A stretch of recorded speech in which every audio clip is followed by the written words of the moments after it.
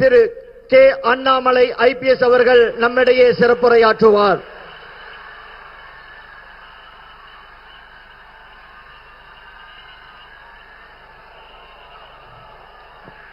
அன்பார்ந்த பெரியோர்களே, தாய்மார்களே, ஒரு சரித்திர சாட்சியாக நம்முடைய கோயம்புத்தூரில் ஒரு அற்புதமான பொதுக்கூட்டத்தில் நாம் எல்லோரும் கூட பங்கேற்றுக் கொண்டிருக்கின்றோம். 5 ஆண்டு காலமாக தமிழகத்தில் நடந்து கொண்டிருக்கக்கூடிய ஒரு காட்டாட்சியை முடிவுக்கு கொண்டு வந்து கொண்டிருக்கின்றோம். 5 ஆண்டு காலமாக தமிழகத்தினுடைய தேர்தல் நாள் எப்பொழுது வரும் என்று காத்திருந்தோம். நம்முடைய பெண்களுக்கு, குழந்தைகளுக்கு எப்பொழுது விடுதலை கிடைக்கும் என்று காத்திருந்தோம். தமிழகத்தில் அதிகரித்திருக்கக்கூடிய கஞ்சா புழக்கத்திலிருந்து நம்முடைய மாணவ செல்வங்களை, இளைஞர்களை எப்படி மீட்டெடுப்பது என்று கவலையில் இருந்தோம். அந்த நாள் இப்பொழுது வந்துவிட்டது. உலகத்தினுடைய நண்பனாக, விஸ்வ பந்துவாக, உலகத்தினுடைய நண்பனாக இருக்கக்கூடிய, ஒப்பற்ற பார்ப்போற்றக்கூடிய பாரதத்தினுடைய பிரதமர் ஐயா நரேந்திர மோடி அவர்கள் இன்று நம்மோடு இருக்கின்றார்கள் கோயம்புத்தூர். இன்று நமக்கு ஒரு உற்சாகம் கொடுத்து, உத்வேகத்தை கொடுத்து, அடுத்த 3 நாட்களும் கூட கண் துஞ்சாமல் பணி செய்து தமிழகத்தில் திராவிட முன்னேற்ற கழகத்தினுடைய ஆட்சியை வேரோடு மண்ணோடு பிடுங்கி எறிந்து மே 4க்கு பிறகு இன்று நம்முடைய எதிர்க்கட்சி தலைவராக இருக்கக்கூடிய அருமையண்ணன் எடப்பாடி பழனிசாமி அவர்கள் மே 4க்கு பிறகு தமிழகத்தினுடைய முதலமைச்சராக அந்த நாற்காலில் வந்து அமர்ந்து நாம் எதிர்பார்க்கக்கூடிய ஒரு நல்லாட்சியை தமிழக மக்களுக்கு அளித்து அடுத்த 5 ஆண்டு காலம் மக்களுடைய நலமும் வளமும் பெருகட்டும் என்று எல்லோரும் அந்த நாளுக்காக காத்துக் கொண்டிருக்கின்றோம். அருமை சொந்தங்களே, மேடையில் நம்மோடு மத்திய இணையமைச்சர் அவினாசி தொகுதியினுடைய சட்டமன்றத்தினுடைய வெற்றி வேட்பாளராக இருக்கக்கூடிய அருமை ஐயா டாக்டர் எல் முருகன் அவர்கள் இருக்கின்றார். நம்மை எல்லாம் வழிநடத்திக் கொண்டிருக்கக்கூடிய பாரதிய ஜனதா கட்சியினுடைய மாநில தலைவராக சாத்தூர் சட்டமன்ற தொகுதியினுடைய வெற்றி வேட்பாளர் அருமை என்ன நயினார் நாகேந்திரன் அவர்கள் நம்மோடு இருக்கின்றார். இந்த கொங்கு பகுதியில் 23 தொகுதிகளுக்கும் கூட ஒரு தளபதியாக, கொங்கலை எப்பொழுதும் கூட திராவிட முன்னேற்ற கழகத்துக்கு வேலை இல்லை என்று பறைசாற்றிக் கொண்டிருக்கக்கூடிய தொண்டாமுத்தூர் தொகுதியினுடைய வெற்றி வேட்பாளர் அருமை அண்ணன் எஸ்பி வேலுமணி அவர்கள் நம்மோடு இருக்கின்றார்.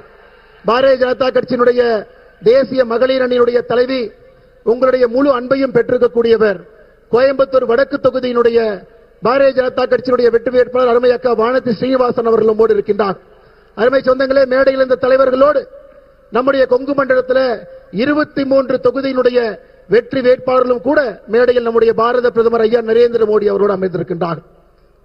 மதுராந்தகத்தில் ஆரம்பித்தோம், கட்சிகளாக இருந்தோம், கூட்டணி அமைத்தோம், மதுரைக்கு வந்தோம், ஒன்றாக இணைந்தோம், திருச்சிக்கு சென்றோம், மக்களுக்கு நாம் என்னவென்று சொன்னோம், நாகர்கோவில்ல நம்முடைய வலிமையை காட்டினோம், கோயம்புத்தூரில் வெற்றிக்கான பறைசாற்றலை செய்து கொண்டிருக்கின்றோம். அருமை சொந்தங்களே, பாரத பிரதமர் ஐயா நரேந்திர மோடி அவர்கள் மதுராந்தகத்தில் ஆரம்பித்த நம்மோடு தேர்தல் காலம் முழுவதும் நம்மோடு மதுராந்தகத்திலிருந்து கோயம்புத்தூர் வரை நம்முடைய கையை பிடித்து வழிநடத்தி இங்கே கொண்டு வந்து விட்டிருக்கின்றார்கள். நம் எல்லோருக்கும் தெரியும், ஏப்ரல் 23ஆம் தேதி தமிழகத்தினுடைய அரசியல் களத்தில் ஒரு மிக மிக முக்கியமான தேர்தல் என்பது நமக்கு தெரியும். இந்த தேர்தல் என்பது ஒரு குடும்ப ஆட்சியை வீட்டுக்கு அனுப்புகின்றோம், சட்டம் ஒழுங்கை சரி செய்கிறோம், கஞ்சா புழக்க வழக்கத்தை கட்டுப்படுத்துறோம், தமிழகத்தில் ஏழை மக்களுக்கான ஒரு ஆட்சியை கொண்டு வருகின்றோம். Broker, middleman, commission, corruption, collection இல்லாத ஒரு ஆட்சியை அடுத்த 5 ஆண்டு காலத்துக்கு நிறுவப் போகின்றோம். குழந்தைகள், பெண்களை மையப்படுத்தி அவர்களுக்கு முக்கியத்துவம் கொடுத்த ஒரு ஆட்சியை மே 4 தமிழகத்தில் பார்க்க போகின்றோம். இதெல்லாம் நடக்க வேண்டும் என்றால் தமிழகத்தில் நாம் எல்லோரும் தெளிவாக இருக்க வேண்டும். ஒரு வாக்கையும் கூட திராவிட முன்னேற்ற கழகத்திற்கோ காங்கிரஸ் கட்சிக்கோ ஒரு வாக்கை கூட ஒரு தமிழன் தமிழகத்திலே நாம் அளிக்க கூடாது என்பதிலே நாம் உறுதியாக இருக்க வேண்டும். அருமை சொந்தங்களே, அதே நேரத்தில் உங்களுக்கு தெரியும், 2009ஆம் ஆண்டு நவம்பர் மாதத்தில் குஜராத் மாநிலத்தில் உள்ளாட்சி தேர்தலில் பெண்களுக்கு 50% இடஒதுக்கீடு கொண்டு வந்தது யார்? 2009 குஜராத்தில் உள்ளாட்சி தேர்தலில் பெண்களுக்கு 50% இடஒதுக்கீடு கொடுத்தது இந்தியாவுடைய முன்னோடியாக அன்று குஜராத்துடைய முதலமைச்சராக இருந்த பாரத பிரதமர் நரேந்திர மோடி அவர்கள். அருமை சொந்தங்களே, அதே போல 2016 பிப்ரவரி மாதம் தமிழகத்தில் உள்ளாட்சியில் பெண்களுக்கு 50% இடஒதுக்கீடு கொடுத்தது யார்? அன்று தமிழகத்தினுடைய முதலமைச்சராக இருந்த புரட்சி தலைவி அம்மா ஜெயலலிதா அவர்கள். இருவரும் பெண்களுக்காக எப்பொழுதும் தன்னுடைய ஆட்சியில அவர்களை மையப்படுத்தி ஆட்சி நடத்தியிருக்கின்றார்கள். அருமை சொந்தங்களே, நேற்று பாராளுமன்றத்தில் பாரத பிரதமர் ஐயா நரேந்திர மோடி அவர்கள் பெண்களுக்காக, தாய்மார்களுக்காக 2029 பாராளுமன்ற தேர்தலில் 33% இடஒதுக்கீடு கொண்டு வருவதற்காக கொண்டு வந்த மசோதாவை தோற்கடித்தது யார்? காங்கிரஸ் கட்சியும் திராவிட முன்னேற்ற கழகமும். அருமை சொந்தங்களே, தமிழின விரோதிகள் மட்டுமல்ல, இந்தியாவில் இருக்கக்கூடிய ஒரு பெண்களுக்கும் விரோதியாக ஒரு கட்சி இருக்குன்னா அது திராவிட முன்னேற்ற கழகம், காங்கிரஸ் கட்சியும். தமிழகத்தினுடைய எம்பி அதிகப்படுத்தி 39 இருந்து 59, தென்னிந்தியாவுடைய எம்பி 129 இருந்து 195. விகிதாச்சார அடிப்படையில் யாருக்கும் எந்த குறையும் இல்லாம எல்லா மாநிலத்திற்கும் 50% உயர்வு, யாருக்கும் எந்த பிரச்சனை இல்லை. அப்படி இருந்தும் திராவிட முன்னேற்ற கழகத்திற்கும் காங்கிரசுக்கும் பிரச்சனை.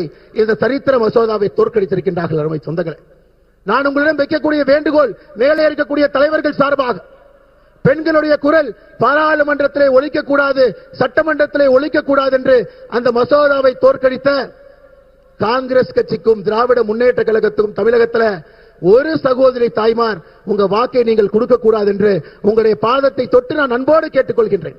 ஏப்ரல் 23ஆம் தேதி உங்களுடைய குரலை நசுக்க முயற்சித்த 2 கட்சிகளுக்கும் நீங்கள் ஒரு வாக்கை கூட அளிக்க கூடாது. அருமை சொந்தங்களே, ஒரு போர்படை தளபதிகள் போல் நாம் அமர்ந்திருக்கின்றோம். அடுத்த 3 நாட்கள் நமக்கு முக்கியமான நாட்கள்.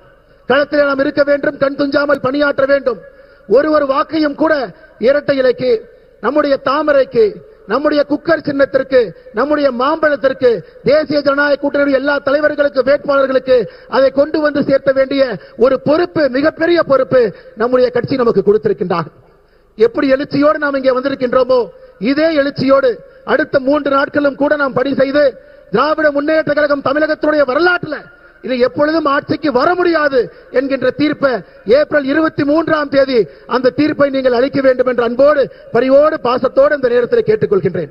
அருமை சொந்தங்களே, இன்னைக்கு நம்முடைய பாரத பிரதமருக்கு ஒரு அற்புதமான வரவேற்பு கொடுப்பதற்காக உங்களிடம் ஒரு வேண்டுகோள் வைக்கின்றேன்.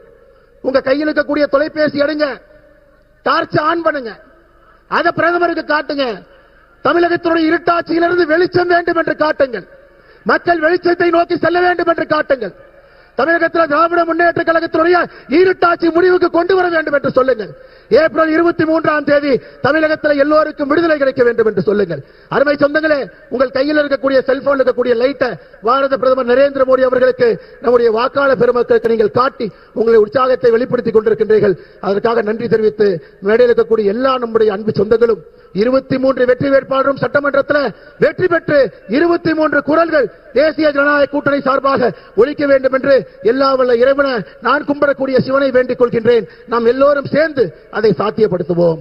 பாரத் மாதா கி, பாரத் மாதா கி, பாரத் மாதா கி.